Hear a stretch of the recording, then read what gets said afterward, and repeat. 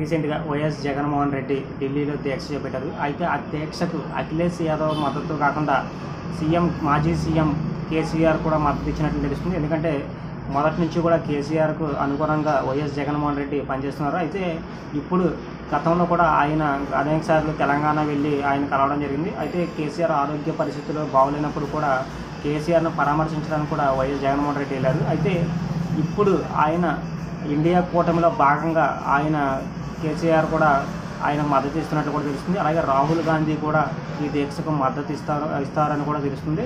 అయితే అతి త్వరలోనే ఇండియా కూటమిలో కూడా జగన్మోహన్ రెడ్డి జాయిన్ అవ్వబోతున్నారు అని కూడా తెలుస్తుంది మనకి. ఎందుకంటే జగన్మోహన్ రెడ్డికి ఆల్రెడీ 11 సీట్లు రావడంతో ఆంధ్రాలో ప్రతిపక్ష హోదా కూడా ఆయనకు లేదు. అయితే ఆయన మాట్లాడినా